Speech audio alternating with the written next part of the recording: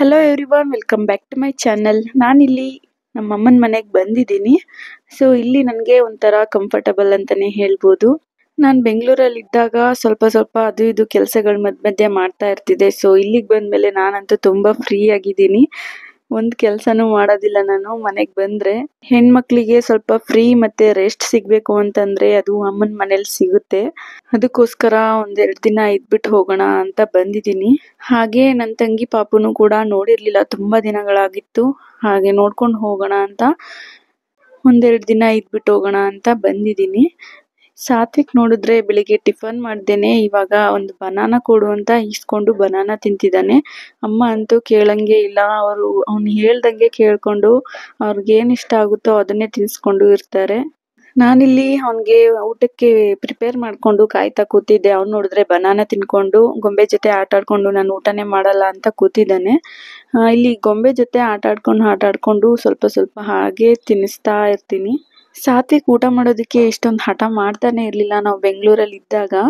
So ಇಲ್ಲಿ ಅಮ್ಮನ ಮನೆಗೆ ಬಂದ ಮೇಲೆನೆ ಇಷ್ಟೊಂದು ಹಠ ಮಾಡ್ತಿರೋದು ಇವನು. ಯಾಕಂದ್ರೆ ಎಲ್ಲಾ ಕಡೆ ಏನಾದ್ರೂ ನಾನು ಬೈದ್ರೆ ಸಾಕು ಹತ್ಕೊಂಡು ಓಡ್ಬಿಡ್ತಾನೆ ಅಮ್ಮನ ಹತ್ರ, ಇಲ್ಲಾಂದ್ರೆ ಅಪ್ಪನ ಹತ್ರ ಹೋಗ್ಬಿಡ್ತಾನೆ.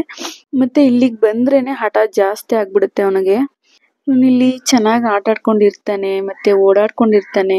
ನಾವು ಬೆಂಗಳೂರಲ್ಲಿ ಇದ್ದಾಗ ಒಂದ್ ಕಡೆನೆ ಇರ್ತಾನೆ, ಅಂದ್ರೆ ಮನೆ ಒಳಗಡೆನೆ ಇರ್ಬೇಕಲ್ವಾ. ಸೊ ಅದ್ರಿಂದ ಇವನು ಊರಲ್ಲಿರೋದಕ್ಕೆ ಇಷ್ಟಪಡ್ತಾನೆ.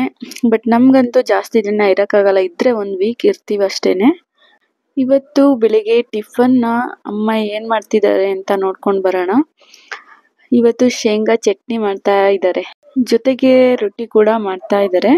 ಈ ರೊಟ್ಟಿನ ಅಂದ್ರೆ ಗೋಧಿ ಹಿಟ್ಟು, ರಾಗಿ ಹಿಟ್ಟು ಮತ್ತೆ ಮೈದಾ ಹಿಟ್ಟು ಇಷ್ಟನ್ನು ಮಿಕ್ಸ್ ಮಾಡಿ ಮಾಡ್ತಾರೆ. ಈ ರೊಟ್ಟಿ ಜೊತೆಗೆ ಶೇಂಗಾ ಚಟ್ನಿ ಮಾತ್ರ ಸಖತ್ ಟೇಸ್ಟ್ ಆಗಿರುತ್ತೆ.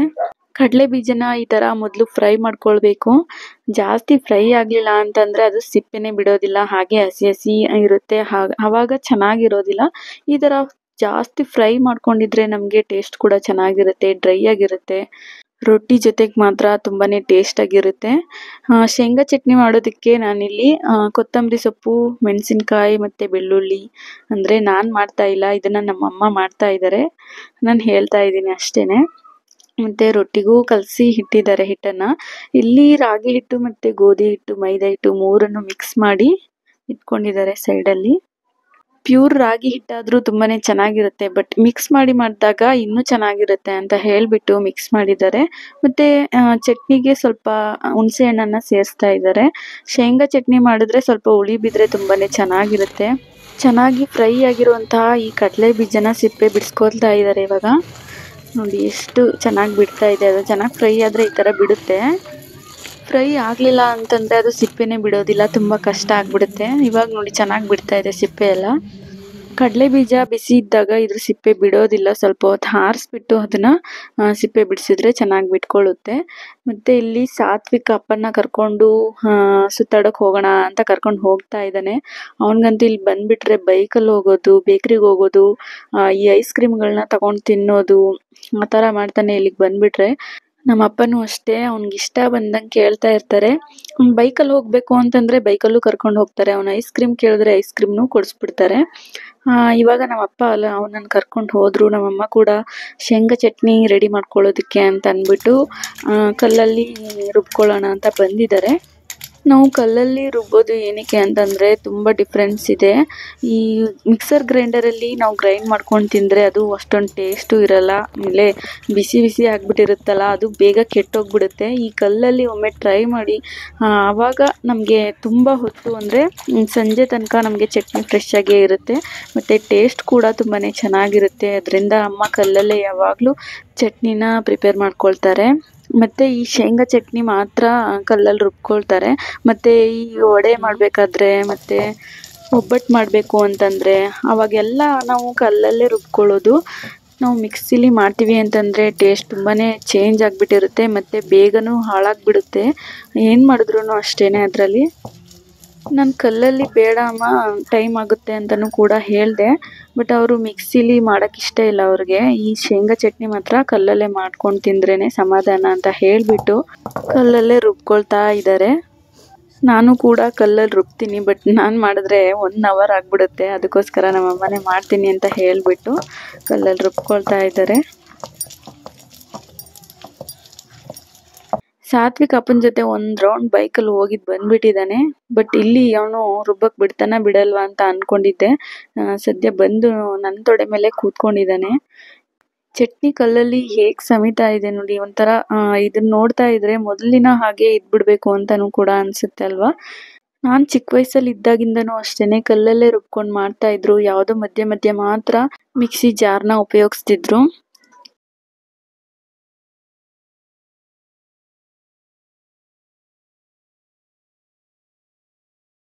ಸಾತ್ವಿಕ್ ಇವಾಗ ಎದ್ಬಿಟ್ಟ.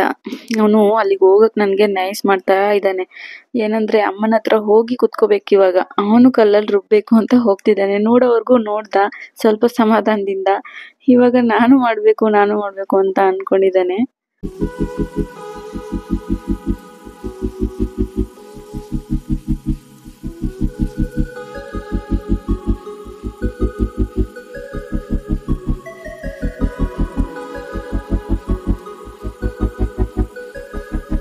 ಹೋಗ್ ತೊಡೆ ಮೇಲೇನೆ ಕುತ್ಕೋಬಿಟ್ಟ. ಹೇಗ್ ರುಬ್ಬಕ್ಕಾಗುತ್ತೆ ಇಲ್ಲಿ ನೋಡಿ. ಇವಾಗ ಮಧ್ಯದಲ್ಲೇ ಕುತ್ಕೊಳ್ತಾನೆ. ನಾನು ರುಬ್ತೀನಿ ಅಂತ ಅನ್ಬಿಟ್ಟು ಇಸ್ಕೊಳ್ತಾನೆ ಅಮ್ಮನ ಹತ್ರ. ಅವನ್ಗಂತೂ ಕಲ್ಲನ್ನು ಎತ್ತಕ್ಕೂ ಕೂಡ ಆಗ್ತಾ ಇಲ್ಲ, ಅಷ್ಟು ಅದು ತೂಕ ಇದೆ.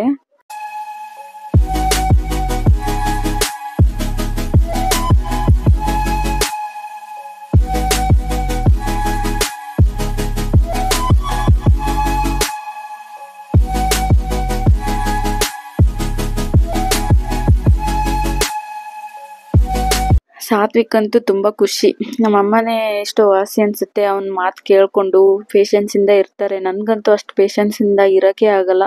ಏನಾದ್ರೂ ಕೆಲಸ ಮಾಡ್ತಿರ್ಬೇಕಾದ್ರೆ ಮಧ್ಯೆ ಬಂದ್ಬಿಟ್ರೆ ಕೋಪ ಮಾಡ್ಕೊಳ್ತೀವಿ. ಆದ್ರೆ ಅವ್ರು ಮಾತ್ರ ಯಾವ್ದೇ ಕಾರಣಕ್ಕೂ ಕೋಪ ಮಾಡ್ಕೊಳ್ದೆ ಎಷ್ಟು ಪೇಷನ್ಸ್ ಇಂದ ಇದ್ದು ಅವ್ರನ್ನ ನೋಡ್ಕೊಳ್ತಾರೆ. ಇವಾಗ ಚಟ್ನಿ ಒಂದ್ ಹಂತಕ್ ಬಂದಿದೆ. ಇನ್ನು ಸ್ವಲ್ಪ ಹೊತ್ತು ಹಾಗೆ ರುಬ್ಕೊಳ್ಬೇಕು. ಚಟ್ನಿ ರೆಡಿ ಆಗೋ ತನಕ ಸ್ವಲ್ಪ ಹೊತ್ತು ಸಾತ್ವಿಕ್ ಇಲ್ಲೇ ಕುತ್ಕೊಂಡು ಆಟ ಆಡ್ತಾನೆ. ಅಂದ್ರೆ ನಮ್ ಜೊತೆನೆ ಇರ್ತಾನೆ ಯಾವಾಗ್ಲೂ. ಸೃಜನ್ ಮತ್ತೆ ಪವನ್ ಇಬ್ರು ನನ್ ತಮ್ಮಿಂದ್ರು ಇದಾರೆ. ಅವ್ರ ಜೊತೆ ಆಟ ಆಡ್ತಾ ಇದ್ದ ಇಷ್ಟೋ ತನಕ. ಅವ್ರ ಸ್ಕೂಲಿಗೆ ಹೋದ್ಮೇಲೆ ಅವನ್ಗೆ ಒಬ್ನೇ ಬೇಜಾರು, ಅದಕ್ಕೋಸ್ಕರ ನಮ್ ಜೊತೆನೆ ಇರ್ತಾನೆ. ನಾವಿಲ್ಲಿ ಪಕ್ಕದ ಮನೆಗ್ ಬಂದು ರುಬ್ಕೊಳ್ತಾ ಇರೋದು. ಸೊ ನಮ್ ಮನೇಲಿ ಕಲ್ಲನ್ನ ಇಟ್ಕೊಂಡಿಲ್ಲ. ಕಲ್ಲಿದೆ ಬಟ್ ಅದನ್ನ ಯೂಸ್ ಮಾಡ್ತಾ ಇಲ್ಲ. ಅದಕ್ಕೋಸ್ಕರ ಮನೇನ ರೆಡಿ ಮಾಡಿಸ್ಬೇಕಾದ್ರೆ ಆಚೆ ಎತ್ತಿಟ್ಬಿಟ್ಟಿದ್ರು. ಸೊ ಅದನ್ನ ಕ್ಲೀನ್ ಮಾಡಿಲ್ಲ. ಅದಕ್ಕೋಸ್ಕರ ಇತ್ತೀಚೆಗೆ ನಮ್ ಪಕ್ಕದ ಮನೆಯವ್ರ ಹತ್ರನೇ ಕಲ್ಲಿರುತ್ತಲ್ಲ, ಸೊ ಅದ್ರಲ್ಲೇ ರುಬ್ಕೊಳ್ತಾ ಇರ್ತಾರೆ. ಮತ್ತೆ ಇವಾಗ ನೋಡಿ ಚಟ್ನಿ ರೆಡಿ ಆಗಿದೆ. ಇವಾಗ ಗಟ್ಟಿ ಚಟ್ನಿ. ಇದಕ್ಕೆ ಸ್ವಲ್ಪ ನೀರ್ ಮಿಕ್ಸ್ ಮಾಡ್ಕೊಂಡ್ರೆ ಚೆನ್ನಾಗಿರುತ್ತೆ. ಗಟ್ಟಿ ಇದ್ದಾಗ್ಲೇ ಎತ್ಕೊಂಡ್ರೆ ಚೆನ್ನಾಗಿರುತ್ತೆ. ಇಲ್ಲಾಂದ್ರೆ ಕಲ್ಲಿಗೆಲ್ಲ ಅಂಟ್ಕೊಳ್ಳುತ್ತೆ ಅಂತ ಅನ್ಬಿಟ್ಟು ಗಟ್ಟಿ ಚಟ್ನಿ ಮಾಡ್ಕೊಂಡು ಎತ್ಕೊಳ್ತಾ ಇದ್ದಾರೆ. ಇತ್ತೀಚೆಗೆ ಟೈಮ್ ಸಾಕಾಗಲ್ಲ, ಮತ್ತೆ ತುಂಬಾ ಪೇಷನ್ಸ್ ಇರೋದಿಲ್ಲ ಅವ್ರಿಗೆ. ಅದಕ್ಕೋಸ್ಕರ ಮಿಕ್ಸರ್ ಗ್ರೈಂಡರ್ಗೆ ಹಾಕಿ ಯೂಸ್ ಮಾಡಿ ತಿಂತಾರೆ. ಬಟ್ ಇದ್ರ ರುಚಿನೇ ಬೇರೆ, ಅದ್ರ ರುಚಿನೇ ಬೇರೆ. ರೊಟ್ಟಿನೂ ಕೂಡ ರೆಡಿ ಆಗಿದೆ ಇವಾಗ. ಅದ್ರ ಜೊತೆಗೆ ಶೇಂಗಾ ಚಟ್ನಿ ಬೇರೆ ತುಂಬಾನೇ ಚೆನ್ನಾಗಿತ್ತು.